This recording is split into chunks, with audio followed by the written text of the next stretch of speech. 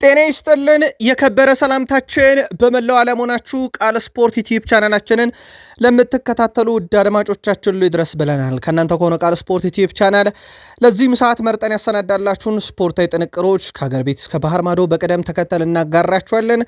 ዛሬም ላይክ ማድረግ እንዳይረሳ፣ ሁላችሁም ላይክ ብታደርጉ ለእኛ በብዙ ይጠቅመናል። እንደ ቀጣይ መረጃ ግብአት እንወስደዋለን፣ ማበረታቻ ሆኖን ማለት ነው። ውድ ቤተሰቦቻችን በመረጃ ሰዓታችን አስቀድመን ሁልጊዜም ሀገራዊ ጉዳዮችን እናደርሳችኋለን። ተጠባቂ ሁነቶችም ነበሩት፣ በዚህኛው መረጃችን ተይዟል። በአውሮፓ ታላላቅ ክለቦች ፋብሪዚዮ ሮማኖ ዛሬ ስፖርታዊ ጉዳይን ለየት ባለ መንገድ አቅርቦታል። ስለ ሪያል ማድሪድ ነው። ለጉዳት የተጠያቂው ማድሪድና አሰልጣኙ ነበሩ የሚል ሰው መጥቷል። በቡድን ዜና ተጨማሪ ጥንቅሮችን ይዘናል። የቀድሞ የባርሴሎና ተጫዋችን የተመለከተም መረጃ እናካፍላችኋለን። የዓለም ዋንጫ በጣም እየቀረበ ነው። ስለዚህ ስለ ዓለም ዋንጫም ለየት ያለ መረጃና የዓለም ዋንጫና 6 ቁጥርን እናያይዛታለን። 6 ቁጥር ኳስ ውስጥ ምን ትሰራለች? ልዩ ጥንቅር በቃል ስፖርት ዩቲዩብ ቻናል። ለተወዳጁ የእንግሊዝ ፕሪሚየር ሊግ የመረጃ ሰዓታችንም በርከት ያሉ ጥንቅሮችን ይዘናል።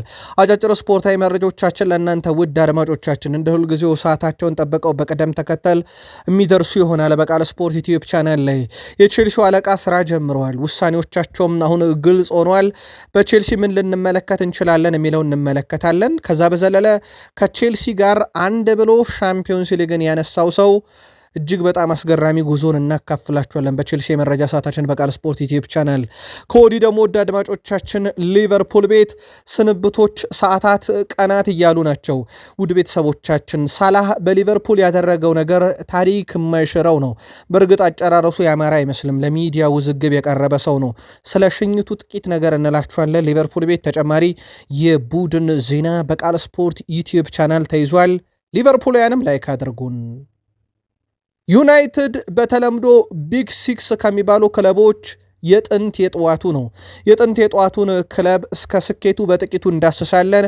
የቡድኑ ወሳኝና ቁልፍ ተጫዋች በማንቸስተር ዩናይትድ ኮንትራታቸው ስለሚራዘምላቸውና ክለቡን ስለሚለቁ ተጫዋቾች ተጨማሪ መረጃ ተይዟል። ከዛ ውጪ ማንቸስተር ዩናይትድ የፕሪሚየር ሊጉን የመጨረሻ ጨዋታውን አሜክስ ላይ ሄዶ እንደሚያደርግ ይታወቃል። ስለ ጉዳዩ ተጨማሪ መረጃ እናካፍላችኋለን። የቡድን ዜና በዩቲዩብ ገጻችን ተይዟል። አርሰናልና ዋንጫው የሰሞኑ መነጋገሪያ ነው። የአርሰናል ጉዞም ያለ ዋንጫ እንደተጠናቀቀ ይታወቃል። አሁን በዋንጫ ደረጃ አድርገውታል። ስለዚህ አርሰናል ዋንጫ ከበላ በቀናት የሚቆጠር ነው። ለመሆኑ የአርሰናልን ጉዞ የተመለከተ ምን አዲስ ነገር አለ? ተጋጣሚያቸው ኦሊቨር ግላስነር ለፕሪሚየር ሊጉ በአርሰናል ጉዳይ ያቀረቡት አነጋጋሪው ይፋዊ ጥያቄ ምላሹ እንዴት ሆነ? የቡድን ዜና፣ የሚኬል አርቴታ የመጨረሻ ሰዓታት፣ ሲቲና አርሰናል፣ ጋርዲዮላና ሚኬል አርቴታ። አርሰናል ቤት በጣም ሰፊ የቡድን ዜናና የመረጃ ክፍላችንም ሰፊውን ሰዓት ይወስዳል። ላይክ ካረጋችሁን ለእኛ በብዙ ይጠቅመናል። እስከ ፕሮግራማችን ፍጻሜ ቆዩን። የአገር ቤት ጉዳይ እናስቀድም። ውድ ቤተሰቦቻችን የኢትዮጵያ ብሔራዊ ቡድን ከ17 ዓመት በታች ለዓለም ዋንጫ ለማለፍ ከሞዛምቢክ ጋር አንድ የማጣሪያ ጨዋታ ብቻ እንደቀረው ይታወቃል። በደርሶ መልስ ማለት ነው። ታዲያ ብሔራዊ ቡድናችን ቀንቶት ወደ ዓለም ዋንጫ የሚያቀና ከሆነ ምድብ 2 ላይ ከደቡብ ኮሪያ፣ ኤኳዶር እና ኒው ካሌዶኒያ ጋር መደልደሉ ተረጋግጧል። የ17 ዓመት በታች የዓለም ዋንጫ በሚቀጥለው ዓመት ህዳር ወር ውስጥ በካታር እንደሚካሄድ ይታወቃል። ብሔራዊ ቡድናችን በአንድ ጎል ልዩነት ነው ወደዚህ ማጣሪያ የወረደው እንጂ በቀጥታም ወደ ዓለም ዋንጫ ሊያልፍ የሚችልበት ሰፊ እድል እንደነበረ የሚዘነጋ አይደለም። በቃል ስፖርት ዩቲዩብ ቻናል ቃል በገባ ነው መሰረት ይህ እጅግ አስደናቂውን ውብ እግር ኳስ የሚጫወተውን ከ17 ዓመት በታች ብሔራዊ ቡድናችን መረጃ ዕለት ዕለት እየተከታተለን የምናደርሳቸው ይሆናል። የኢትዮጵያ ፕሪሚየር ሊግ 33ኛ ሳምንት 3 የመጨረሻ ጨዋታዎች ተጠናቆ ውጤት እጃችን ላይ ደረሰው። አርባ ምንጭ ከተማ ከሲዳማ ቡና ያደረጉት ጨዋታ ነበረ። ሲዳማ ቡና 3-0 በሆነ ውጤት ድል አድርጓል። መስፍን እታፈሰ 17ኛው እና 40ኛው ደቂቃ ላይ 2 ግቦችን ሲያስቆጠር ኤፍሬም ታምራት የአርባ ምንጭ ከተማው ተጫዋች በራሱ መረብ ላይ 78ኛው ደቂቃ ላይ ነው ቀሪዋን ግብ ያስቆጠረው ለሲዳማ ቡና። ሲዳማ ቡና በጣም ወሳኝ የተባለ ድል አስመዘገበ። ነጥቡንም 58 አድርሶ መሪነቱን ማጠናከር ችሏል። በነገራችን ላይ ሲዳማ ቡና ከ3 ተከታታይ ሽንፈት በኋላ ነው ወደ ድል የመጣው እንጂ 3ቱ ተከታታይ ሽንፈቶች ቀርተው ቢሆን ኖሮ መሪነቱ ከዚህም የጠነከረ የሆነላቸው ነበረ። በስተመጨረሻም ግን ወደ ድል ተመልሰዋል። የኢትዮጵያ ፕሪሚየር ሊግ ልማዱ ነው። በሳምንት ከሚደረጉ 10 ጨዋታዎች ውስጥ በርካቶቹ ባቻ በርካቶቹ 0-0 እንደሚጠናቀቁ ይታወቃል። የዛሬ ተረኛ አዳማ ከተማ ከወልዋሎ ዓዲግራት ዩኒቨርሲቲ የተጠናቀቀውና ውጤት እጃችን ላይ የደረሰው ነው። ምንም ግብ አላየነበትም። 90 ደቂቃ 0-0 በሆነ አቻ ውጤት ተጠናቀቀም። ውጤቱን ተከትሎ በሁለቱ ክለቦች በኩል አዳማ ከተማ ነጥቡን 39 አድርሷል።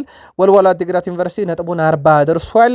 በኢትዮጵያ ፕሪሚየር ሊግ ውድ ቤተሰቦቻችን ይህን መረጃ ለእናንተ በምናጠናክርበት ሰዓት የ33ኛ ሳምንት አንድ ቀሪ መርሃ ግብር እየተከናወነ ነበረ። ጨዋታው በነገሌ አርሲና በምድረገነት ሽረ መካከል ነው። የዚህን ጨዋታ ውጤት የኢትዮጵያ ፕሪሚየር ሊግን አጠቃላይ የ33ኛ ሳምንት ደረጃ ሰንጠረዥና ከፍተኛ ግብ አስቆጣሪዎችን የተመለከተ ልዩ ጥንቅር በቃል ስፖርት ዩቲዩብ ቻናል በማለዳው ጥንቅራችን ጠብቁን። ፋብሪዚዮ ሮማኖ መረጃዎችን ለእናንተ ውድ አድማጮቼ ማጋራት ከጀመርኩበት ጊዜ ጀምሮ በርካታ ሰበር መረጃዎችን አጋርቻለሁ። እንደ ጆዜ ሞሪኖስ መረጃ አጋርቼ በበርካቶች አልተወደደልኝም እያለ ነው።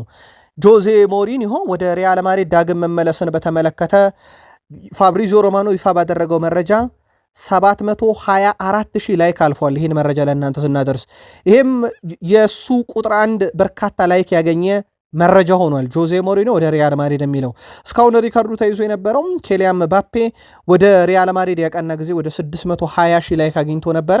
ክርስቲያኖ ሮናልዶ ወደ ማንቸስተር ዩናይትድ ሲያቀና 561,000 ላይክ በማግኘት ሁለተኛው ነበረ። አሁን ዘ ስፔሻል ዋን ጆዜ ሞሪኖ ወደ ሪያል ማድሪድ ሊያቀኑ መሆኑን ይፋ ያደረገ የፋብሪዚዮ ሮማኖ ዘገባ ሪካርድ ሰብሯል። ይሄም የጆዜ ሞሪኒሆ ወደ ሪያል ማድሪድ መመለስ በበርካቶች ዘንድ እንደተወደደና ድጋፍ እንዳለው ማሳያም ተደርጎ ሊወሰድ ይችላል። ውድ ቤተሰቦቻችን የቃል ስፖርት ዩቲዩብ ቻናል ማድሪዳውያን የሞሪኖ መመለስ በዚህን ያክል ደረጃ ለእናንተስ አስደሳች ነበረው? ይጻፉልን። ለጉዳቴ ከዓለም ዋንጫ ውጭ ለመሆን ተጠያቂው የቀድሞ የሪያል ማድሪድ አሰልጣኝ ዣቪ አሎንሶ ነው ብሏል። ይህን የሚለው ኤደር ሚሊታው ነው። ኤደር ሚሊቶ ለጉዳቴ መባባስና ከዓለም ዋንጫ ውጭ መሆን ተጠያቂውም እሱ ነው ብሏል። በተለይም በጉዳት ላይ በነበርኩኝ ሰዓት በፍጥነት ወደ ትልልቅ ጨዋታዎች እንድመለስ አድርጎ ያልሆኑ ጨዋታዎችን እንድጫወት አድርጎ ከህመሜ ሳላገግም ለሌላ ተደራራቢ ጉዳት የዳረገኝ ዣቪ አሎንሶ ነው እያለ ነው። ውድ የቃል ስፖርት ዩቲዩብ ቻናል ቤተሰቦቻችን አሰልጣኝ አላጫውታለኝ አሰልጣኝ ጊዜ አልሰጣለኝ ከሚል ክስ አሰልጣኙ ከጉዳቴ በደንብ ሳላገግም በርካታ ጨዋታ አጫውቶ ለጉዳት ዳርጎኝ ከዓለም ዋንጫ ውጭ ሆንኩ የሚል ሰው መጥቷል። ይህ ሰው የሪያል ማድሪዱ ኤደር ሚሊታው ነው። የሚከሰው ዣቪ አሎንሶን ነው። ዣቪ አሎንሶ ከሪያል ማድሪድ ከተሰናበተ ወራቶች ተቆጥረው እነሆ አሁን አዲሱ የቼልሲ አሰልጣኝ እንደሆነ ይታወቃል። በእርግጥ ተጫዋቹ እውነት ሊኖረው ይችላል። ግን ጉዳቱ እንዳለበት ከተረጋገጠ የሕክምና ባለሙያዎች እንዴት ፈቅደው እንዲጫወት አደረጉት የሚለው ግን ሌላኛው ጥያቄ ነው። ቪኒሲየስ ጁኒየር በተቃራኒው የሪያል ማድሪድ የመጨረሻ ጨዋታ እንዲያልፈው ይደረጋል እየተባለ ነው። ምክንያቱ ግልጽ ነው። የሪያል ማድሪድ ሁለተኛውን አጠናቋል። ሪያል ማድሪድ ከዚህ በኋላ ወዴትም አይሄድም በደረጃ ሰንጠረዡ ላይ ሻምፒዮን አስቀድሞ ስለተለየ። ስለዚህ ተጫዋቹ በቀጣይ እረፍት እንዲያደርግና ለዓለም ዋንጫ ራሱን ያዘጋጅ ዘንድ ሪያል ማድሪድ ፈቅዶለታል ተብሏል። ስለዚህ ላይጫወት የሚችልበት እድል ሰፊ ነው ማለት ነው። ምናልባት ተጫዋቹ በራሱ ምን አይነት ውሳኔ ይወሰናል የሚለው በቀጣይ ይጠበቃል። ለተጫዋቹ ግን ፍቃድ ተሰጥቷል ከሪያል ማድሪድ በኩል። ብራዚል በቀጣይ የዓለም ዋንጫ በርካታ ከዋክብቶቿን ይዛ ትፋለማለች። ኔይማር ጁኒየርን ከተመኙት አብሮ ለመጫወት አንዱ የሆነው ቪኒሲየስ ጁኒየር ተሳክቶለት በዓለም ዋንጫ አብሮት እንደሚጫወት ይታወቃል። ኦሪዮል ቹዋሚኒ ሰዎች እኔን ከፖል ላቤሌ ፖግባ ጋር ለምን እንደሚያነጻጽሩ አይገባኝም። እኔ ገና በጣም ወጣት ነኝ። ምናልባት ይላል እሱ ተመሳሳይ ቁመት አለን፣ ተመሳሳይ ተክለሰውነት አለን፣ ሁለታችንም ጥቋቁሮች ነን። እናም ሰዎች እኔን ሳዩ በቀጥታ አእምሯቸው ውስጥ የሚመጣው ፖግባ ነው። ፖግባ ግን የዓለማችን ምርጡ ተጫዋች ነበረ። የዓለማችን ምርጡ ተጫዋች ነው። ስለዚህ ከሱ ጋር እኔ ለመወዳደር በጣም ገና ነኝ። እኔ ትንሹ ፖግባ ነኝ። ምናልባት በፀጉር ስታይላችንን በተወሰነ መንገድ ልንቀራረብ እንችላለን፣ ግን እኔ ገና ነኝ። ትንሹ ፖል ላቤሌ ፖግባ ነኝ። ፖግባ በርካታ ስኬቶችን አሳክቷል። በርካታ የደረሰባቸው ደረጃዎች አሉ። የእሱን አንዳንድ ታለንቶች እኔ ራሱ ለመማር ሙከራ እያደረግኩኝ ነው። ልክ እንደ ፖል ላቤሌ ፖግባ መጫወት ግን በጣም ይቸግራል። ስለዚህ ሰዎች እኔን በእሱ አይን ማየታቸው ጥሩ ሊሆን ይችላል፣ ግን እኔን ከእሱ ጋር ማነጻጸር ጥሩ አይደለም። እኔ ገና ብዙ ይቀረኛል ልክ እንደ ፖል ላቤሌ ፖግባ ለመሆን ብሏል የሪያል ማድሪድ ኮከብ አሪዮል ቹዋሚኒ።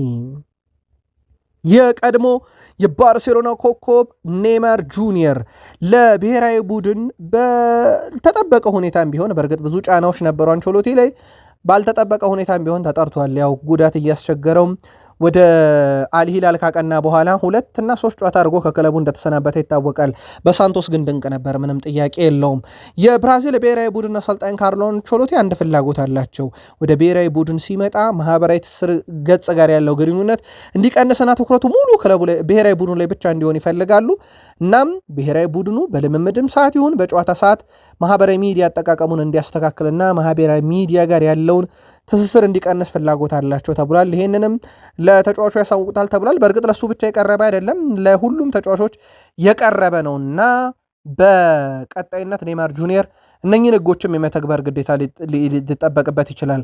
በእርግጥ ውድ ቤተሰቦቻችን በዚህ የብሔራዊ ቡድን ጥሪ ላይ ምንም ጥያቄ የለውም በብራዚል ብሔራዊ ቡድን የቀድሞ ተጫዋቾች ተጽዕኖ ሳያድርባቸው አልቀረም ካርሎ አንቸሎቲ እሱን ለመጥራት። ብራዚል 114 ጨዋታን በማድረግ በዓለም ዋንጫ በርካታ ጨዋታ ያደረገች ሀገር ናት። ጀርመን 112 ሁለተኛ፣ አርጀንቲና 88 ሶስተኛ፣ ኢታሊ 83 አራተኛ፣ ኢንግላንድ 74 ጨዋታ በማድረግ አምስተኛ፣ ፍራንስ 6ኛ፣ ስፔን 7ኛ፣ ሜክሲኮ 8ኛ ሀገር ናቸው በርካታ ጨዋታዎችን በማድረግ ግን የብራዚልን ያክል በዓለም ዋንጫ የተሳትፎ ሪከርድ ያለው የለም። ከወዲህ ደግሞ በርካታ የሚጠበቁ ሀገራት በዓለም ዋንጫ ዘንድሮ እንደሌሉ ይታወቃል። በተለይም 12ኛ ደረጃ በፊፋ ያለችው ጣሊያን የለችም፣ 20ኛዋ ዴንማርክ የለችም፣ 26ኛ ደረጃ ላይ በፊፋ ደረጃ ሰንጠረዥ ያለችው ናይጄሪያ የለችም፣ ዩክሬን፣ ፖላንድ፣ ራሽያ፣ ዌልስ፣ ሰርቢያ፣ ሃንጋሪ፣ ካሜሩን የመሳሰሉ እስከ 50ኛ ደረጃ የሚገኝ ሰንጠረዥ የተቀመጡ ትልቅ ብሔራዊ ቡድኖች ደግሞ በተቃራኒው በዚህኛው የዓለም ዋንጫ እንደማይሳተፉ ይታወቃል። ከብሔራዊ ቡድን ጋር በተያዘ ጀርመን 26 ተጫዋቾቿን ይፋ እንዳደረገች ይታወቃል። ምናልባት ማኑኤል ኖየር በግብ ጠባቂነት ተካቷል። ከዛ ውጭ እንደ አንቶኒዮ ሩዲገር ያሉ እንደ ማሊክ ቴያው እነ ጆሹዋ ኪሚች ያሉ እነ ኒኮ ሾልተርበክ የቦሩሲያ ዶርትመንዱ ተከላካይ እነ ጆናታን ታ በተከላካይነት ተካተዋል። በአማካኝ ስፍራና እንዲሁም በፊት መስመር ላይ የአርሰናሉ ካሃቨርዝ፣ ሌሮይ ሳኔ፣ እንደ ዴኒዝ ኡንዳቫ፣ ማክሲሚሊያን ቢየር፣ እነ ኒክ ቮልትሜድ፣ ፍሎሪያን ቬርስ፣ ፓስካል ግሮዝ፣ ጀማል ሙሲያላ፣ ፓቭሎቪች፣ ላረንት ካርል፣ ጀማል ሊዊሊንግ፣ እነ አንጄሎ ስቲለር፣ ፍሊክስ ኒሚቻ እና እንደ ሊዮን ጎሬስካ ያሉ ተጫዋቾች በአጠቃላይ በፊት መስመሩና በአማካይ ስፍራው ላይ ተካተዋል። ከዚህ በተጨማሪ ወደ ቤተሰቦቻችን ማኑኤል ኑየር መጣራቱን ተከትሎ 7ኛው ተጫዋች ሆኗል። 5ኛ የዓለም ዋንጫውን የሚያደርግ በእርግጥ ሜሲና ሮናልዶ 6ኛቸውን ሊፋለሙ እንደሆነ የሚዘነጋ አይደለም። በዚህ ብሔራዊ ቡድን ውስጥ 2022 ላይ ለዩሊያን ኔግልስማን ጋር ደስታውን ሲገልጽ ኳስ አቀባይ የነበረው ተጫዋች ላረንት ካርል አሁን ደግሞ የብሔራዊ ቡድኑ አካል እንደሆነ ይታወቃል። ለእኛ 6 ቁጥር ይቀናናል ይቀለናል እያሉ ነው ሮቤርቶ ዲዘርቢ። የፖርቱጋል ብሔራዊ ቡድን አሰልጣኝ ሮቤርቶ ማርቲኔዝ የፖርቱጋል ብሔራዊ ቡድን አሰልጣኝ ሮቤርቶ ማርቲኔዝ በዚህ ዓለም ዋንጫ ስኬታማ እንደሚሆኑ እምነት እንዳላቸው ተናግረዋል። በቁጥሮች ኃይል በጽኑ አምናለው ያሉት ሮቤርቶ ማርቲኔዝ 6 ቁጥር ለኛ ገድናት ብለዋል። እንዴት የሚለውን እንንገራችሁ። አሰልጣኙ በ2016 የአውሮፓ ዋንጫ አሸነፍን 6 ያዙልኝ ያሉ፣ 1966 በዓለም ዋንጫ ምርጡን ውጤት አስመዘገብን 6፣ አሁንም በ26 ደግሞ ግማሽ ፍጻሜ ገብተናል። ስለዚህ ፖርቱጋል ሁልጊዜም ዓለም አቀፍ ውድድሮችን 6 ባለበት ስታደርግ ይቀናታልና እኔ በቁጥር ኃይል በጽኑ አምናለው የሚሉት ሮቤርቶ ማርቲኔዝ ዘንድሮ ትልቅ ነገር ከፖርቱጋል ብሔራዊ ቡድን ጠብቁ ብለዋል። ውድ የቃል ስፖርት ዩቲዩብ ቻናል ቤተሰቦቻችን ከእናንተ ከሆነው ቃል ስፖርት ዩቲዩብ ቻናል ለዚህ ሰዓት መርጠን ያሰናዳላችሁን ስፖርታዊ ጥንቅር እያጋርናችሁ እንገኛለን። ከተወዳጁ የእንግሊዝ ፕሪሚየር ሊግ ወዳገኘናቸው የዕለቱ ጥንቅሮቻችን እንሻገር። ከወደዳችሁን ላይክ ማድረግ እንዳይረሳ፣ ለእኛ በብዙ ይጠቅመናል፣ በብዙ ያስፈልገናልና ላይክ እያረጋችሁን ተመልከቱን ብለናል። በድጋሜ ከፕሪሚየር ሊግ መረጃችን ጋር አብራችሁን ቆዩን። 2013 ኡናይ ኤምሬ ማሰልጠን ከጀመሩ በኋላም በተለይም በአውሮፓ ምሽቶች ከ31 የጥሎ ማለፍ ጨዋታ 30ውን አሸንፈዋል። ይሄ በጣም አነጋጋሪ ሪካርድ ነው። ያ ብቻ አይደለም ውድ ቤተሰቦቻችን፣ ባለፉት 3 ዓመታት አስቶን ቪላ 27 የአውሮፓ ምሽቶችን በድል ተወጥቷል። በኤሮፕ ሊግም በተሳተፈባቸው በአውሮፓ ሻምፒዮንስ ሊግም ሊሆን ይችላል። የትኛውም የአውሮፓ ምሽት ላይ 27 ድል አለው።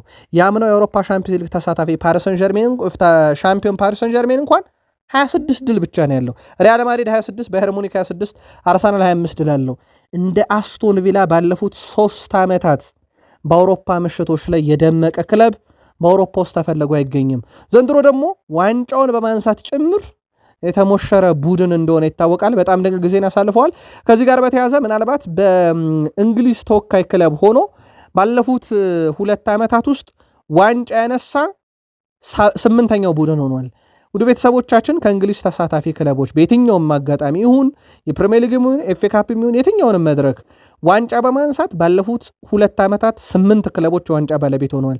አርሰናል፣ አስቶን ቪላ፣ ቼልሲ፣ ፓላስ፣ ሊቨርፑል፣ ሲቲ፣ ኒካስል እና ቶትናም ናቸው። ያ ማለት በአማካኝ በአመት 4 የፕሪሚየር ሊግ ክለቦች ቢያንስ አንድ ዋንጫ ያነሳሉም እንደማለት ነው። አስቶን ቪላ ይህንንም ያሳካ 8ኛው ክለብ ሆኗል። ሌሎች ትልልቅ ቡድኖች ለአብነት ያክል ይላሉ ባርሴሎና ዦዋ ፔድሮን፣ ኤንዞ ፈርናንዴዝና ማርኮ ኩሬያን ለማስፈረም ቢፈልጉም በዚህ ጉዳይ ላይ እኛ የራሳችንን ቡድን እየሰራን ስለሆነ ቡድን አናፈርስም፣ ትልቅ ክለብም ሆነ ትንሽ ክለብ ከኛ ማንም ተጫዋች ሲፈልግ እኛ የራሳችንን ክለብ እያፈረሰን እነሱን አናጠናክርም ብለዋል። ይሄን የሚሉት አዲሱ የቼልሲው አለቃ አሰልጣኝ ዣቪ አሎንሶ ናቸው።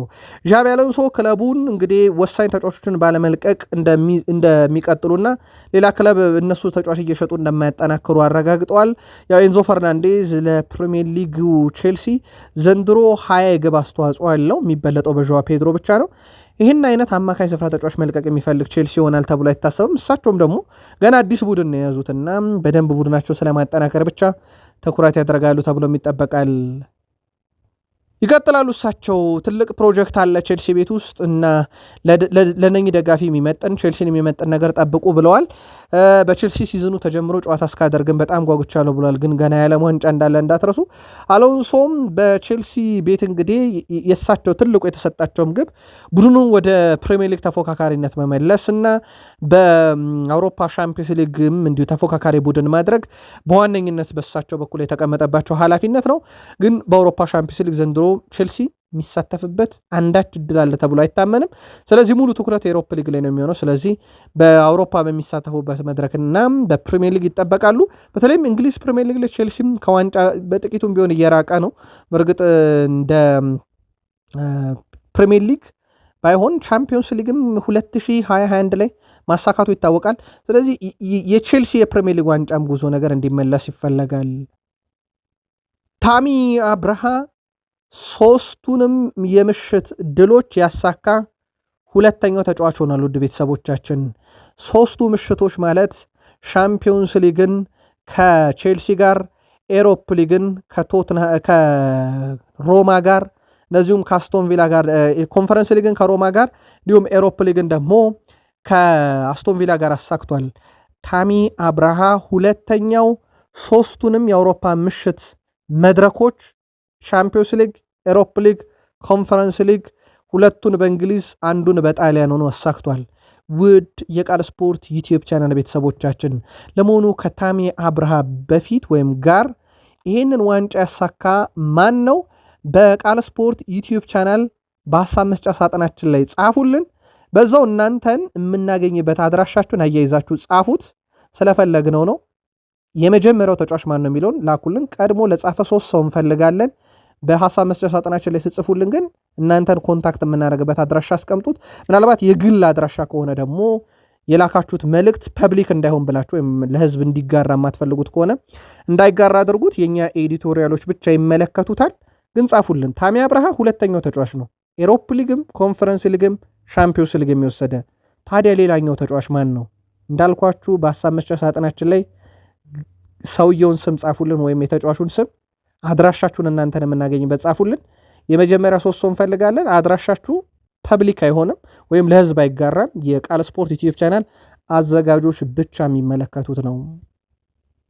ውድ ቤተሰቦቻችን በተወዳጁ የእንግሊዝ ፕሪሚየር ሊግ ሳላህ መጫወት ከጀመረበት 2017-18 ጀምሮ አንድም ተጫዋች እሱ ያደረጋቸው በርካታ ነገሮች አሉ።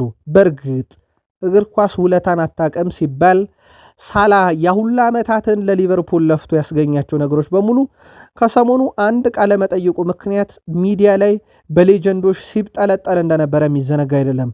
አንዳንዶች እንደውም ሳላህ ስንብቱላ እንዳይደረገለት እያሉ ነበር። እግር ኳስ ውለታ አታቀም ሲባል ሳላህ አንደኛው ማሳያ ሊሆን ይችላል። ውድ ቤተሰቦቻችን 191 ጎሎችን በፕሪሚየር ሊግ አስቆጥሯል። ከዛ በኋላ እነኚህ ጎሎች 113 ነጥብ ለሊቨርፑል አስገኝተዋል። ይሄን ያደረገ አንድም የፕሪሚየር ሊግ ተጫዋች ከ2017-18 እሱ መጫወት ከጀመረ ጊዜ ጀምሮ አልተመለከትንም። ሳላህ ምን ያህል የሊቨርፑል ውዱና አስፈላጊው ተጫዋች መሆኑን ማሳያ ነው። ምናልባት ካነጻጸርን ሃሪኬን 135 ጎል አስቆጥሮ 86 ነጥቦችን ለቶትናም አስገኝቷል።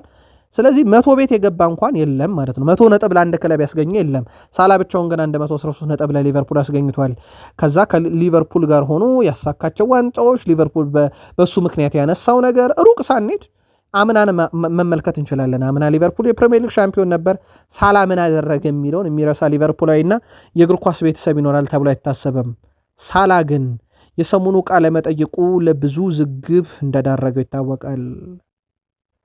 ሳላህን በተመለከተም በዚህ ሳምንት የሚለቀቅ ፊልም አለ። ሳላህን ጉዞ በተመለከተ የአንዲ ሮበርትሰን ቀጣይ ሳምንት ይለቀቃል ተብሏል። አንዲ ሮበርትሰንን በተመለከተ የሊቨርፑል ደጋፊዎች ለረጅም ዓመታት ያገለገላቸውን ሮበርትሰንን በአንፊልድ ግድግዳዎች ላይ በትልቁ ስለውታል። ግላስኮ የተወለደው የኖረው በሊቨርፑል በሚል በትልቁ ስሙን አኖረውታል። ከሊቨርፑል ጋር ምስሉን አኖረውታል። ከሊቨርፑል ጋር ያሳካቸውን ክብሮችም ጽፈውለታል። ከዛ ውጪ በሊቨርፑል በኩል ልናነሳ የወደድ ነው በዚህ ውድድር ዓመት የዓመቱ ምርጥ ተጫዋች እጩ ለመሆን ከሊቨርፑል 4 ተጫዋቾች ታይተዋል። ኬቴኬ፣ ሳላህ፣ ሴቦዝ ላይ እና ቫንዳይክ ናቸው። ምናልባት ሴቦዝ ላይ ሞር የመካተት እድል ሊኖረው ይችላል በፕሪሚየር ሊጉ ምርጥ ተጫዋች እጩ ዝርዝር ውስጥ። ሌላው በሊቨርፑል ልናነሳ የወደድ ነው ሊቨርፑል ዘንድሮ ያለ ዋንጫ ነው የጨረሰው። ያም ቢሆን ግን ውድ ቤተሰቦቻችን ሊቨርፑል አሁንም ከእንግሊዝ ክለቦች በርካታ ዋንጫ ያዙ አሁንም ሊቨርፑል ነው። 47 ዋንጫዎች አሉት። ዩናይትድ በ43 ይከተላል። አርሰናል 30ኛ ዋንጫው ላይ እንደደረሰው። ስለዚህ የሊቨርፑል በርካታ ዋንጫ ያለው እንግሊዝ ክለብ መሆን ሪከርድ አሁንም በሊቨርፑል እጅ ነው። ዩናይትድ ደረሰን። ዩናይትድ በተለምዶ ቢግ ሲክስ ከሚባሉ ክለቦች ሁሉ ጥንተ ጠዋቱ ነው። በምስረታ ደረጃ 1878 ነው ማንቸስተር ዩናይትድ የተመሰረተው። ከዛ ሲቲ በ1880 የተመሰረተ፣ ቶትናም 1882፣ አርሰናል 1886፣ ሊቨርፑል 1892፣ ከዛ ቼልሲ 1905 እያለ ይቀጥላል። እነኚህ ቢግ ሲክስ የሚባሉት ብቻ ነው ውድ ቤተሰቦቻችን። ዩናይትድ ከዛ በኋላም በፕሪሚየር ሊጉ በቀደሙም ፎርማት ሲደመር አዲሱ ፎርማት 20 ዋንጫዎችን በአዲሱ ፎርማት 13 ዋንጫዎችን በማንሳት ቀዳሚው ክለብ እንደሆነ ይታወቃል። ይህ ቡድን በቅርብ ዓመታት ውስጥ ግን ከዋንጫ በተለይም ከፕሪሚየር ሊግ ዋንጫ እንደራቀ ይታወቃል። ለቀጣይ ዓመት ዩናይትድ እንዴት ዋንጫውን ሊያነሳ ይችላል የሚለውን ግጥምጥሞሽ ቀደም ባለው ጥንቅራችን አርሰናል 3 ተከታታይ ዓመት ሁለተኛ ወጥቶ በአራተኛው አንደኛ ሲወጣ 5ኛው ዓመት ላይ ዩናይትድ ነበር ሻምፒዮኑ ነው። ታሪክ ራሱን ይደግማል ወይ ብለን በቃል ስፖርት ዩቲዩብ ቻናል በሀሳብ መስጫ ሳጥናችን ላይ ለዩናይትድያንም ጥያቄ አቅርበን እንደነበር ይታወቃል። ውድ ቤተሰቦቻችን ብሩኖ ፈርናንዴዝ በዩናይትድ ይቆይ ዘንድ የቀረበለትን ኮንትራት ይፈርማል ተብሎ ይጠበቃል። በተለይ ማንቸስተር ዩናይትድ የአውሮፓ ሻምፒዮንስ ሊግ ተሳታፊ መሆኑና ቡድኑ በይበልጥ በካሪክ ስር መሻሻሉ ለብሩኖ ለመቆየቱ እንደ ትልቅ ምክንያት እየተወሰደ ይገኛል። በርካታ ፈላጊዎች ቢኖሩትም በተለይም ከሳውዲ አረቢያ አካባቢ፣ ብሩኖ ግን ቀጣዩንም ሲዝን በማንቸስተር ዩናይትድ ያሳልፋል ተብሏል። ብሩኖ ፈርናንዴዝ በዚህ ውድድር ዓመት ከፍተኛ የፕሪሚየር ሊግ አሲስት አድራጊ ያውም ከፕሪሚየር ሊግ ታሪካዊ አሲስት አድራጊ ከኬቨን ደብሮይናና ከቴሪ ዳንኤል እንደተስተካከለ፣ በብራይተን ጨዋታ አንድ አሲስት ካደረገ ደግሞ ሪካርዱ እንደሚወስድ ይታወቃል። በቀጣይ ሌላ የሚጠበቅ አንድ ሪካርድ አለው። ይሄም በርካታ ትልልቅ የግብ ዕድሎችን በመፍጠር በኬቨን ደብሮይና የተያዘውን 33 ትልልቅ የግብ ዕድሎችን መፍጠር ሂደት ለመጋራት አንድ ይቀረዋል። 2 ትልልቅ የግብ ዕድል በብራይተን ጨዋታ ከፈጠረም በፕሪሚየር ሊግ ታሪክ ቀዳሚ እንደሚሆን ይታወቃል። ሌላኛው ፖርቱጋላዊ የማንቸስተር ዩናይትድ ተጫዋች ዲያጎ ዳሎትን በተመለከተ በማንቸስተር ዩናይትድ አዲስ ኮንትራት ይቀርብለታል ተብሏል። በተለይም ጆዜ ሞሪኖ ወደ ማድሪድ ይወስዱታል የሚሉ መረጃዎች በስፋት ከወጡ በኋላ በርከት ያሉ ዩናይትዳውያን እሱ ተሽጦ አዲስ ተጫዋች ቢመጣ ይሻላል። በተለይ ኢንተሩ እንደ ዲማርኮ ያሉትን ቢሉ ዩናይትድ ግን እሱን አቆይቶ ሌሎች የሜዳ ክፍሎች ላይ ነው ትኩረት ማድረግ የሚፈልገው። ሌላኛው ሴላመንስን በተመለከተ ነው። ዩናይትድ ቀጣይ ክረምት ላይ ሴላመንስን የሚያስቀምጥ ግብ ጠባቂ ሳይሆን ተፎካካሪ ወይም ተጠባባቂ ነው ማምጣት የሚፈልጉት። ከዛ ውጭ ዛሬ ሴላመንስን በተመለከተ በዚህ ውድድር ዘመን ለማንቸስተር ዩናይትድ የበጎ አድራጎት ፋውንዴሽን ላበረከተውን ከፍተኛ አስተዋጽኦም በዛሬው ዕለት እንዲሁ ሽልማት ተበርክቶለታል። በሲዝኑ እሱም በብራይተኑ ጨዋታ 4 ኳሶችን ካዳነ በአንድ ሲዝን በርካታ ኳስ ያዳነ ግብ ጠባቂ መሆን ሪካርድንም እንደሚወስድ ይታወቃል። በካዜሜሮ በኩል ያው የብራይተኑ የመጨረሻ የዩናይትድ ጨዋታ ይሆናል። ከዛ በኋላ ተጫዋቾች አንድ ሳምንት አልፈው በቀጥታ ወደ ብሔራዊ ቡድን ነው የሚቀላቀሉ ጥሪ የተደረገላቸው። ስለዚህ ካዜሜሮ በዩናይትድ አንድ ሳምንት ብቻ ቀርቶታል እንደ አጠቃላይ። በእርግጥ እስከ ጁን 30 ከዩናይትድ ነው ደሞዝ የሚቀበለው ኮንትራቱ እዛ ድረስ ስለሆነ ማለት ነው። ግን የካዜሜሮና ዩናይትድ እህል ውሃ የሚያበቃው አሜክስ ላይ ነው ሙሉ ለሙሉ። ከዛ ወደ ዓለም ዋንጫ ስለሚያቀና ኢንተር ሚያሚ ከዓለም ዋንጫው መጀመር በፊት ያው በይፋ ያስፈርመዋል ተብሎ ይታሰባል እዛው ላቲን አካባቢ ስለሆነ። ሌላው ዩናይትድ ያው የመጨረሻ ጨዋታ ከብራይተን ጋር አሜክስ ላይ ነው ብያችሁ ነበረ። ፋቢያኖ ዝለር ማንቸስተር ዩናይትድ ድንቅ የውድድር ዘመን አሳልፈዋል። በተለይ ደግሞ በካሪክ መምጣት ቡድኑ በጣም ተለውጧል።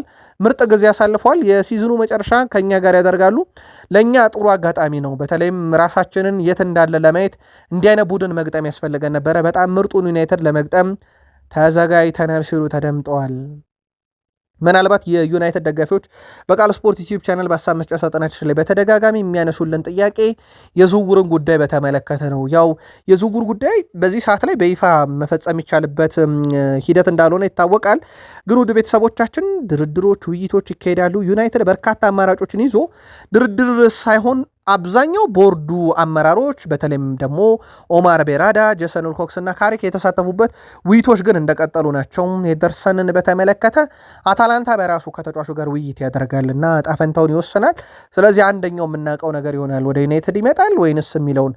ግን ዩናይትድ በራሱ ገበያው ላይ በጣም በተረጋጋ መልኩ ነው የሚፈጽመው ዝውውሮችን። እንደ ከዚህ ቀደሙ ዩናይትድ ክፍያ የሚባል አይኖርም። ዩናይትድ ተጫዋች ስለጠየቀ የተለየ ክፍያ ለክለቦች ያቀርባለም ተብሎ አይታሰብም። በጣም የተጠናውን ዝውውር በማንቸስተር ዩናይትድ በተለይም በሰር ጂም ራትክሊፍ መምጣት በኋላ የተመለከትነው አይነት ዝውውር በዚህም ክረምት ይኖራል። ስማቸው የተያዙት ኤሊዮት አንደርሰን፣ እነ ሳንድሮ ቶናሊ፣ እነ አንጄሎ ስቲለር፣ በፕሪሚየር ሊጉ ያሉት ደግሞ እነ ብሩኖ ጉማሬሽን ጨምሮ በርካታ አማራጮች፣ ባሌባ፣ ኤሊዮት አንደርሰን፣ በርካታ ስሞች አሉ በተደጋጋሚ የጠቀስናቸው። በጣም የተጠና ዝውውር፣ በጣም ያልተጋነነ ክፍያ፣ ለዩናይትድ ግን ረጅም ጊዜ ማገልገል የሚችሉ ብሪያን ቤሞን፣ ማቲያስ ኩኛን፣ ቤንያሚን ሼሽኮ፣ ሴላመንስን የመሰለ ዝውውር ግን ይጠበቃል። መረጃው የፋብሪዚዮ ሮማኖ ነው። ውድ የቃል ስፖርት ዩቲዩብ ቻናል ቤተሰቦቻችን ሻምፒዮኖቹ አርሰናሎች የፕሪሚየር ሊግን ዋንጫ ካነሱ በኋላ የሚወጡ ለየት ያሉ መረጃዎች አሉ። ለአብነት ያክል ማክስ ዶማን አርሰናል የመጨረሻውን ዋንጫ ሲበላ አልተወለደም። ስለዚህ የዛኛውን ታሪክ አንብቦ እንጂ ኖሮ አላየውም። ቡካዮ ሳካም ቢሆን የ2 ዓመት ልጅ ነው። ይህን ታሪክ ያውቃል ተብሎ አይታሰብም። ባይሆን ዴክላን ራይስ 5 ዓመቱ ነው። ምናልባት ካስታውሰው እናየዋለን። ማይክል አርቴታ ያሁኑ አሰልጣኝ ሬንጀርስ ውስጥ እግር ኳስን እየሞከሩ ነበረ ገና ያን ጊዜ። ውድ ቤተሰቦቻችን አሁን እኚህ የዋንጫው አካል ናቸው። ማክስ ዶማን ጥቂት ጨዋታዎችንም ቢሆን ተጫውቷል።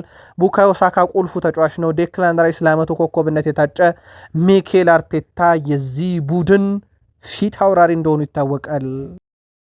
ሚኬል አርቴታ በአርሰናል የመጀመሪያ ጨዋታቸው በነገራችን ላይ አርሰናል ይዘው ወደ ቪታሊቲ ነበር ያቀኑት። የመጀመሪያ የአርሰናል አሰልጣኝ ሲሆን 2019 ላይ ቪታሊቲ ላይ ሄደው 1-1 ነበር ጨዋታን አጠናቀው ህይወት በአርሰናል አንድ ብለው ጀመሩት።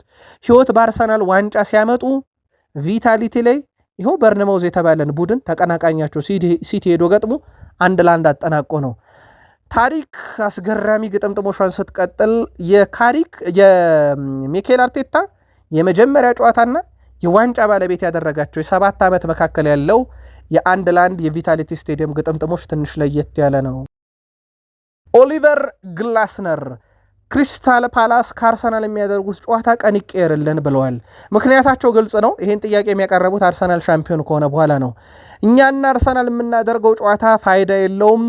ያንን ጨዋታ ላይ አርሰናል ዋንጫ ማንሳቱ ነው ትልቁ ነገር የሚሆነው። ስለዚህ የውጤት ለውጥ ስለማያመጣ ጨዋታውን ቅዳሜ እንጫወት፣ እሁድ፣ ሰኞ፣ ማክሰኞ አርፈን ሮብ ወደ ኮንፈረንስ ሊግ ፍጻሜ እናመራ ዘንድ ይፈቀድልን ብለው ነበረ። ፕሪሚየር ሊጉ በውል ምክንያት እና በቴሌቪዥን ስርጭት መብት ምክንያት ጨዋታው እንደዚህ ያደርግላቸዋል ተብሎ አይጠበቅም። በርከት ያሉ ምንጮችም ይሄ ይፈቀዳል እያሉ አይደለም። በእርግጥ ታማኝ የሚባሉ የዜና ምንጮችም ለፓላሲ ነገር ይፈቀዳል እያሉ አይደለም። ስለዚህ ከቴሌቪዥን መብት ጋር በተያያዘ በተለይም አብዛኛው የፕሪሚየር ሊግ የጨዋታ ሰዓታት የሚወሰኑት በቲኤንቲ ስፖርት እና በስካይ ስፖርት እንደሆነ ይታወቃል። አብዛኛውን ስርጭት የገዙት እነሱ ስለሆኑ ማለት ነው። ስለዚህ ለፓላስ ይፈቀዳል ተብሎ አይጠበቅም። ውድ ቤተሰቦቻችን ኦሊቨር ግላስነር ግን ይህን ጨዋታ ቀን ወደ ቅዳሜ ብትቀንሱልን ያዋጣን ነበር ብለዋል። ግላስነር ይቀጥላሉ። አርሰናል ሚኬል አርቴታ ተጫዋቾቹና ሰራተኞቹ ከ22 ዓመት በኋላ ዋንጫን ስላሸነፉ እንኳን ደስ ያላችሁ ማለት እፈልጋለሁ። ድንቅ ስራ ነው የሰሩት ብለዋል። እሳቸው ይቀጥላሉ። ኢብሪቼ ኢዜንም እንኳን ደስ ያለ፣ ወደ ሌላ ክለብ ሳይሆን ወደ አርሰናል ለመሄድ ትክክለኛ ውሳኔ ያደርግሃል ብለዋል። ወደ ሌላ የምትለዋ ቶትናም ሊሄድ ጫፍ ደርሶ ስለነበረ ነው። ስለዚህ እሳቸው እንኳን ደስ ያለ ብለውታል። በእሁዱ ጨዋታ ላይም እንግዲህ ግራና ቀኝ ቆመው አጨብጭበው እንደሚያስገቡ ይታወቃል። ፓላሶች ለአርሰናል ክብር ማለት ነው። ያ ጨዋታ የተወሰነ ድራማ ሊኖረው ይችላል። በተለይም ክሪስታል ፓላስ የለንደን ክለብ ነው። የፓላሱ ፕሬዚዳንት አጋጣሚውን መጠቀም ይፈልጋሉ። በተለይም በርካታ ስርጭት ስለሚኖር በተለይም የጨዋታው መጠናቀቅ በኋላ የአርሰናል ሻምፒዮንነት ለማስተላለፍ በርካታ ምስሎች እዛ ስለሚኖሩ ከአርሰናል ሻምፒዮንነትን ለማዘግየት ዋንጫውን ሲሰጥ ለማዘግየትና የራሳቸውን አንዳንድ ነገር ለማድረግ ጥረት እያደረጉ መሆኑ ይታወቃል። የፕሪሚየር ሊጉ አሸናፊ አርሰናል አሰልጣኝ ሚኬል አርቴታ ሻምፒዮን መሆን ስሜቱ ልዩ ነው ሲሉ ተደምጧል። የፕሪሚየር ሊጉ ሻምፒዮን መባል የማይታመን ስሜት ፈጥሮብኛል እያሉ ነው እሳቸው። እነሆ ውድ የቃል ስፖርት ዩቲዩብ ቻናል ቤተሰቦቻችን ከዛች የማክሰኞ ምሽት የሲቲ ጨዋታ መጠናቀቅ በኋላ አርሰናል ስማቸው ፊት ሻምፒዮኖቹ የሚል እንደሚገባበት ይታወቃል። በሚቀጥለው የውድድር ዓመት የፕሪሚየር ሊግ ጨዋታ አስተላላፊዎችም ሻምፒዮኖቹ እያሉ እንደሚያስተላልፉ ይታወቃል። ይህ ልዩ ስሜት ነው ብለዋል። አክሎም እስካሁን በህይወት ምርጡ ስሜት ከፈጠሩብኝ መካከል አንዱ ሻምፒዮኖቹ የሚለውን ድምፅ መስማት ነው ብለዋል። የማንቸስተር ሲቲን ጨዋታ አለመመልከታቸውን የገለጡት አርቴታ ልጃቸው እያለቀሰ ውጤት እንዳበሰራቸው ይናገራሉ። ክስተቱን ሲያስታውሱትም ከውስጥ ድምፅ ሰማው፣ ልጄ በሩን ከፍቶ ገባ፣ ወደ እኔ እየሮጠም ስቅስቅ ብሎ እያለቀሰ ሻምፒዮን ሆነን ያለይ ልጄ ነው ብሏል። ከነዚህ ዓመታት ምን ተማሩ ሲባሉ እሳቸው ትሁት መሆንና ለማወቅ መጓጓት ብለዋል። ስቴ ሃምብል ስቴ ክሪየስ ሲሉ ተደምጠዋል። ሚኬል አርቴታ ማንቸስተር ሲቲ በሙያ ውስጥ ትልቁን ሚና ተጫውቷል። ፔፕ የዚህ ጉዞ ዋና አካል ነው። የአሰልጣኝነት ህይወት የጀመርኩት ከፔፕ ጋርዲዮላ ጋር ነው። ባለፉት ጥቂት ዓመታት ውስጥም ለማሸነፍ በጣም ተቃርበን ነበር። በዚህ ዓመት ግን ዋንጫውን አስተናል። ሲቲና ጋርዲዮላ ብዙ ነገር አስተምረውናል ብለዋል ሚኬል አርቴታ። በበርንሞዙ ጨዋታ ልክ እንደተጠናቀቀ ከልጃቸው በተጨማሪ የቡድኑ አምበል ኦዴጋርድ ደውሎላቸው እንደነበረ አረጋግጧል። እኛ እየተደሰትን ነው፣ አንተ የት ሆነ ነው በማለት ጠይቆ ነበር ብለዋል። ኦዴጋርድን በቦታው እንዳልነበሩ ይታወቃል። ከዛ በኋላ ግን በተዘጋጀ ድግስ ላይ ተገኝቶ ነበረ ከተጫዋቾቻቸው ጋር ሚኬል አርቴታ። በአርሰናል የጨዋታውን መከታተል ሂደት ላይ ግን እሳቸው ቤት እንደነበሩ፣ ቀሪዎቹ ተጫዋቾች ግን በአርሰናል የልምምድ ማዕከል ሆነው ጨዋታው እንደተከታተሉት ይታወቃል። በክለቡ ዙሪያ ስለሚነሱ ሀሳቦች ምላሽ ሰጥቷል። ከጥቂት ሳምንት በፊት ተናግሬዋለሁ። በእኛ የስራ ዘርፍ ውስጥ ስትሆኑ ሁሉም ሀሳብ ይሰጣል፣ እኛ ማክበር አለብን። ሁሉንም አስተያየቶች በሚገባ ቦታ መስጠት ላይ አተኩራለሁኝና ሁሉም ሰው የራሱን ሀሳብ የራሱን ፍላጎት የመናገር ነገር አለው። ነገር ግን ጎጂ የሆኑ አስተያየቶችም ሊኖሩ ስለሚችሉ እንደ ዓላማውና እንደ ጠቃሚነቱ እንወስዳለን። እናም በእኛ ላይ የሚደርሱ ማንኛውም ነገሮች የስፖርቱ ዓለም ስለሚፈቅድ ትችቶችንም እንደ ሁኔታው እንቀበላቸዋለን ብለዋል። ከዛ ውጪ ለዚህ ስኬት ሁሉም ሰው ኃላፊነት አለበት ብለዋል። በዚህ ጉዞ ውስጥ ባለፉት ዓመታት እዚህ ከመጣሁበት ጊዜ ጀምሮና በአርሰን ቬንገር ዘመንም ቢሆን ብዙ ስራዎች ነበሩ ብለዋል። ሁሉም ሰው ስሜታቸው ይገባኛል፣ ለዚህ አባል ስለነበሩ ነው ብለዋል። እና ስኬቱ የአንድ ቀን የአንድ ዓመት ብቻ አይደለም፣ ከታች ጀምሮ የመጣ ነውና አርሰናላዊ ሁሉ ድሉ ይገባዋል ብለዋል። በቡድን ዜና ሚኬል ሜሪኖ ያው ዛሬ ልምምድ ሰርቷል። በቃል ስፖርት ዩቲዩብ ቻናል በሌላኛው ገጻችን በሰበር ለአርሰናል ያደርሰናል። ቲምበር ግን ልምምድ አልሰራም፣ በመጪዎቹ ቀናት ይመለሳል ብዬ ተስፋ አደርጋለሁ ብሏል ሚካኤል አርቴታ። ለፍጻሜ ጨዋታ አሁንም ይደርሳል የሚለው ነው እንግዲህ በትልቁ እየተጠበቀ የሚገኘው። ከዛ ውጪ የ16 ዓመቱ ማክስ ዶማን የሁለተኛ ደረጃ ትምህርት ፈተና ነበረበት እና በዚህም ፈተና ምክንያት ዛሬ በአርሰናል የልምምድ ማዕከል ያልተገኘው ተጫዋች ሆኗል። ከዛ ውጭ አርሰናል ቤት አዲስ የጉዳት መረጃ ወይም ዜና የለም። ትልቁ ጥያቄ አርሰናል ሻምፒዮንስ ሊግ የፍጻሜ ጨዋታ ላይ ኮከቦቹ ይደርሳሉ ወይ ነው። ሚካኤል ሜሪኖ እንደሚደርስ ታውቋል። ዩሊያን ቲምበር ይጠበቃል። በሻምፒዮንስ ሊግ ፍጻሜ ግን በነገራችን ላይ ሻምፒዮንስ ሊግ ሁለት የሊግ አሸናፊዎች ሲገናኙ ከ6 ዓመት በኋላ ለመጀመሪያ ጊዜ ነው። ፓሪሰን ጀርሜኑ የፍራንስ ሊጋን አሸንፎ አርሰናል ፕሪሚየር ሊግ አሸንፎ ነው ለፍጻሜም እንደገና የደረሱት። በወቅቱ ፓሪሰን ጀርሜን የፍራንስ ሊግ አሸናፊ ሆኖ በሻምፒዮንስ ሊግ ፍጻሜ በባየር ሙኒክ 1-0 በወቅቱ ተሸንፎ ነበረ። ታሪክ ራሱን ይደግምበት የሆነ ፓሪሰን ጀርሜን ላይ ወይንስ የሚለው በትልቁ ይጠበቃል። ከዛ ውጪ ከፓሪሰን ጀርሜን ጋር በተያያዘ የፒኤስጂ የፊት መስመር ተሰላፊ ኡስማን ዴምቤሌ ለሻምፒዮንስ ሊግ ፍጻሜ ዝግጁ መሆኑን ይፋ አድርጓል። ተጫዋቹ ፒኤስጂ በፓሪስ በተሸነፈበት የሊግ ጨዋታ ጉዳት አጋጥሞት ነበረ። ትንሽ ስጋት ነበረኝ ያለው ዴምቤሌ፣ ነገር ግን አሁን በመልካም ጤንነት ላይ ይገኛለሁ። ለፍጻሜው ጨዋታ ቡዳፔስት ፑሽካሽ አሬና ላይ ለሚደረገው ጨዋታ ዝግጁ ነኝ ብሏል። አሰልጣኙ የሚመርጠኝ ከሆነ ሜዳ ላይ ታዩኛላችሁና እኔ 100% ለጨዋታው ዝግጁ ነኝ ሲል ተደምጧል። እሳቸው ሉዊስ ኤንሪኬም አርሰናልም ፓሪሰን ጀርሜንም ለፍጻሜ የደረሱት በምክንያት ነው። እርግጥ ነው የሁለታችንም ክለቦች የጨዋታ ስልት የተለያየ ነው፣ ግን ሀሳባችን አንድ ነው። እሱም እግር ኳስ ነው። እናም ደግሞ ጨዋታውን ስለማሸነፍ ነው። ስለዚህ ከባድና ምርጥ አጓጊ የሆነ የፍጻሜ ጨዋታ ጠብቁ ብሏል። በአርሰናልና በፓሪሰን ጀርሜን መካከል የጨዋታው ቀን እስኪደርስም እኔም ጓጉቻለሁ ያሉት ሉዊስ ኤንሪኬ የአርሰናልን የቆሙ ኳሶች አልፈራም፣ አጫጭር ቢሆኑም ልጆቼ ብለዋል። ሰናይ ምሽት።